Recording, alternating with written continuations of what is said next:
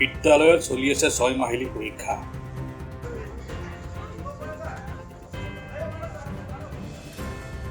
পুৱাতেই উপস্থিত ছাত্ৰ-ছাত্ৰী, কিন্তু উপস্থিত নহ'ল এজনো শিক্ষক। ৰাইজে ল'লে বিদ্যালয় তলাবন্ধৰ সিদ্ধান্ত।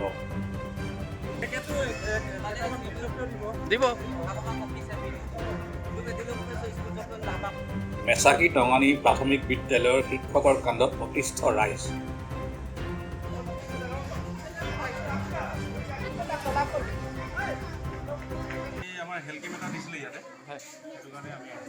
আচ্ছা, এই শিক্ষক নাই বুলি এটা অভিযোগ আহিছে, আপোনালোকে পাইছেনে শিক্ষক?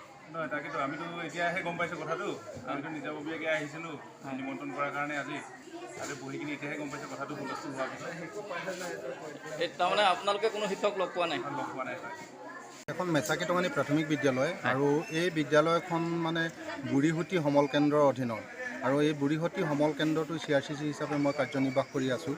মেচাকি টঙানী প্ৰাথমিক বিদ্যালয়খনৰ যিগৰাকী প্ৰধান শিক্ষক বিনোদ পেগু, তেখেতৰ ওচৰত মই বহুবাৰ অভিযোগ বিভাগীয় কৰ্তৃপক্ষক দিছোঁ তেখেতৰ হৈ, আৰু বিভাগীয় কৰ্তৃপক্ষই তেখেতক এবাৰ চৌকচো দিছে।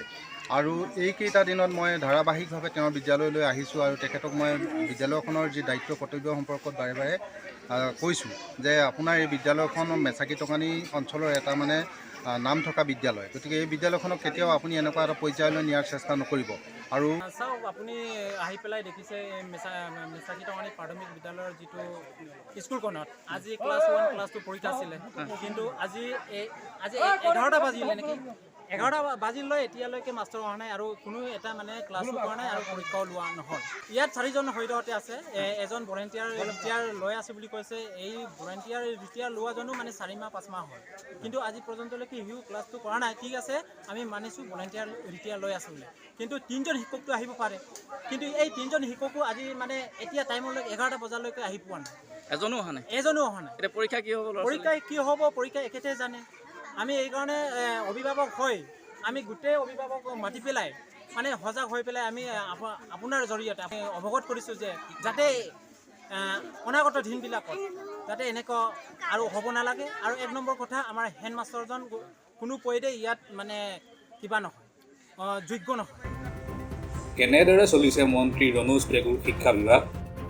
চৰকাৰে শিক্ষা সংস্কাৰৰ নামত প্ৰণয়ন কৰিছে ইখনৰ পিছত সিখন আইন, বলবৎ কৰিছে ইটোৰ পিছত সিটো নীতি, কিন্তু প্ৰকৃততে শিক্ষাৰ নামত ভিতৰুৱা অঞ্চলৰ বিদ্যালয়সমূহত চলি আছে কি? এইখন চিচিবৰ গাঁও ৰাজহ চক্ৰৰ অধীনত এক অতি ভিতৰুৱা অঞ্চলত অৱস্থিত মেচাকি টঙানী প্ৰাথমিক বিদ্যালয়। 1946 চনতে স্থাপন কৰা এই বিদ্যালয়খনে অঞ্চলটোৰ শিক্ষাৰ ক্ষেত্ৰত মুখ্য ভূমিকা পালন কৰি আহিছে। বৰ্তমান বিদ্যালয়খনত চৰকাৰীভাৱে নিযুক্ত হৈ আছে 4জনকৈ শিক্ষক, কিন্তু বিদ্যালয়লৈ নিয়মীয়াকৈ নাহে এজনো শিক্ষক। বিদ্যালয়খনৰ প্ৰধান শিক্ষক বিনোদ পেগু বিদ্যালয়লৈ কেতিয়াবা আহে, কেতিয়াবা নাহে। বাকী 3জন শিক্ষকৰ অৱস্থা একেই। বৰ্তমান বিদ্যালয়সমূহত চলি আছে 6মহীয়া পৰীক্ষা।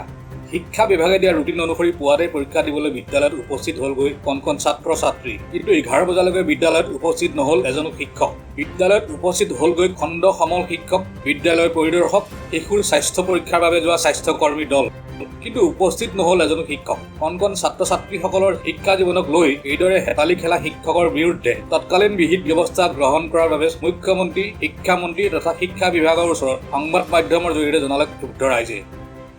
যোগ্য নহয় বুলি আমি ভাবোঁ, কাৰণ কিয়নো আমি কমিটি হৈ বা অভিভাৱক হৈ পেলাই মাজে সময়ে চেক কৰিব আহোঁ, কিন্তু সেইদিনা কোনো সি নাহে আৰু ক্লাছ কৰাত সি বিসংগতি হয়। তাৰমানে হেডমাষ্টাৰজন নাহে স্কুল? নাহে। বাকী কেইজন শিক্ষক আহে? নাহে। বাকী কেইজনো আহে, কিন্তু একেতে কেতিয়াবা আহে কেতিয়াবা নাহে, ডেইলি নাহে।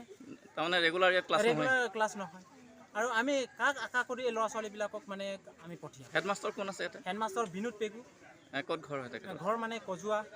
ৰাংকক বোলাকটা এজন আছে, আৰু এজন মেচাকি টঙানীৰে আছে, আৰু এজন কেভাৰাংগৰ আছে। আমি বিচাৰিছোঁ যে যাতে এনেকুৱা এটা পৰ্যায়ত হ'ব নালাগে, ক্লাছটো তেনেকুৱা এটা ল'ৰা ছোৱালীৰ ভৱিষ্যতক ধ্বংস কৰিব নালাগে।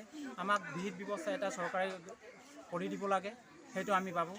আৰু যদিহে ইমান সৰুতে যদি পুলিকণ যদি মোহাৰি পেলায়, তেতিয়াহ'লে ল'ৰা ছোৱালীবিলাকৰ ভৱিষ্যত কি হ'ব? যদিহে কিবা আজি গধূলিলৈ যদি 1টা বজালৈ যদি নাহে, তেতিয়াহ'লে আমি তলাবন্ধ কৰি